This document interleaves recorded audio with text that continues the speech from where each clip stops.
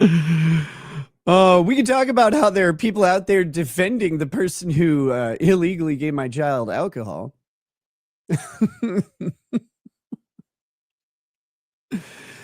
I have somehow, like,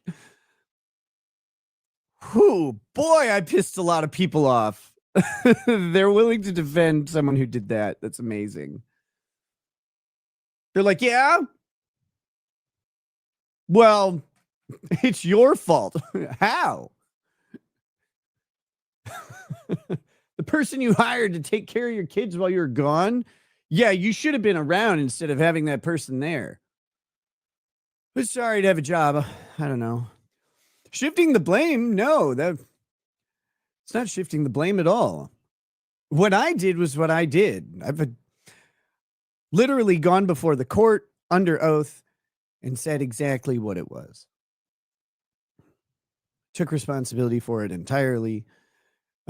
Taking care of it in my personal life, like not, I didn't do is I guess I didn't film all the personal apologies and expressions of remorse and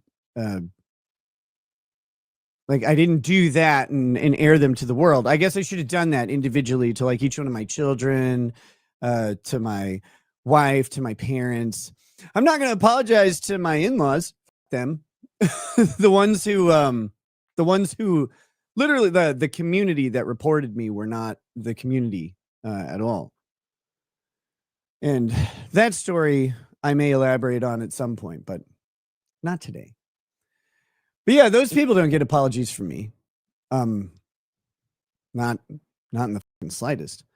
The in-laws who, were not scumbags did get apologies from me.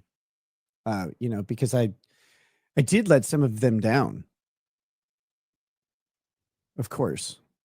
Yeah, like I guess I should have filmed that, and uploaded all of those conversations. That would be appropriate. People would then be like, "Oh, finally he's accepting responsibility." In-laws as in wife's family. Yes. No, my other in-laws, I suppose. Spurgs want a personalized apology. Should I set up a cameo and be like, if you're someone who is really mad at me on Twitter, I'll give you the cameo for free. I'll apologize to you, whatever. I'll grovel in front of a candle. I don't know. I don't know what they want. So Al Delisandro, he without sin, let him cast the first stone. And I find really interesting about that I don't think anybody focuses on is Jesus doesn't throw a rock either. And he could under the law, but he doesn't throw a rock. And I know we all go like, "Oh yeah, but he's Jesus. He wouldn't throw a rock." It's like, well, I think the wording of that's really interesting. See, I don't think Jesus saw himself as sinless. I really don't.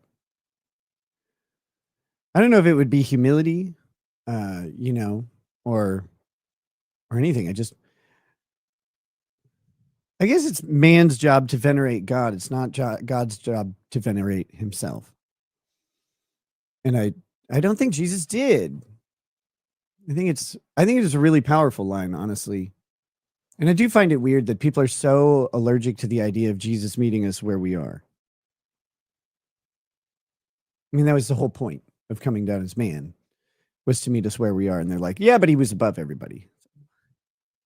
But he didn't act that way. And I don't think he saw himself that way. Like we can see him that way. That's fine. You say, no, he was actually sinless and perfect. But you're self-critical, right? You think about that. What does God criticize himself about? I think that's cool. Probably get arrested again for that video too. For that clip right there. That was fun when the pastor admitted to the police interviewer that the reason they were willing to report on me was because someone sent a highly edited video of me talking about faith in the Bible.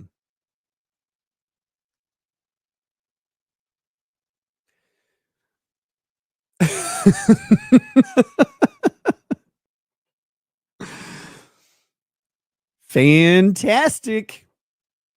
Good people out there. Yeah, I was willing to report on him from the stuff that I had no personal knowledge of because someone sent me a video and I didn't like what he said in it. Oh, good. F you. Hope you catch fire. Why did you let the nanny continue to be the nanny if you found out she was drunk while watching the kids? you All of this stuff happened within like a week. It was really fast. Um,